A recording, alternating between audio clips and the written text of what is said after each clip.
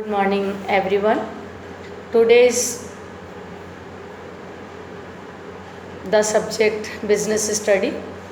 We will learn chapter 3rd, private, public and global enterprises. Today's the topic, what is the meaning of joint sector? In the previous class, we will learn what is the meaning of public sector. Public sectors के हमने characteristics पढ़ा, advantage disadvantage पढ़ा. Then next में हमने पढ़ा कि what is the different between public sector and private sector. Today we will learn what is joint sector. Let be start the topic. What is joint sector?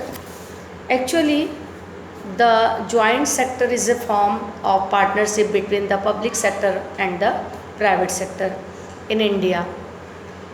Hindustan machine tools, Gujarat fertilisers, Indian television corporations, Bharat heavy electrical etcetera. Then what is the characteristics of joint sector? First is object. The main object of joint sector is to take advantage of business skills of public and private enterprises. Then second is joint investment. Both public and private sector invest capital in joint sector. The lion's share the investment in done by the government. The next, government interference. ये जो joint sector होता है इसमें government का interference होता है in policy making, management and direction in joint sector units. The next, efficient management in joint sector service of most skilled and efficient specialized are from within the country and outside the company. Then next is coordination. Joint sector in a result of intermingling of public sector, private sector and foreign institutes. Okay. Then next is elimination of monopoly. Joint sector eliminates monopoly.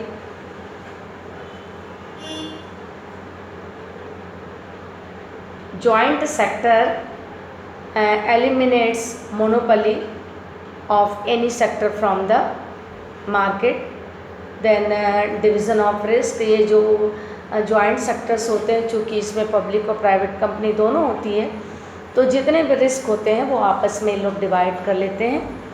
Then next, balanced growth under joint sector. Under joint venture are sector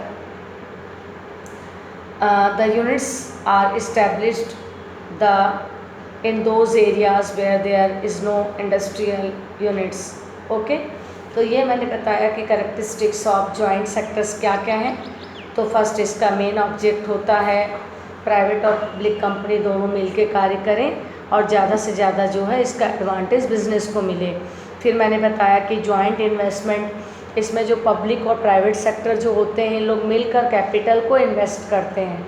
इसमें private company का भी capital होता है और public company का भी capital होता है.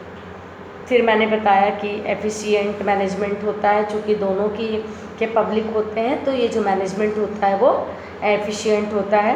Then coordination. Joint sector is a result, मतलब दोनों का कोऑर्डिनेशन होता है, प्राइवेट सेक्टर का भी और पब्लिक सेक्टर का. फिर मैंने बताया कि ये जो है अपने वर्क को डिवीज़न कर लेते हैं, प्राइवेट कंपनी और पब्लिक कंपनी. ओके. तो ये हमने देखा आज की ये प्राइवेट जो जॉइंट सेक्टर है उसका मीनिंग क्या है और जो जॉइंट सेक्टर है इसके कैरेक्टरिस्टिक्स क्या है.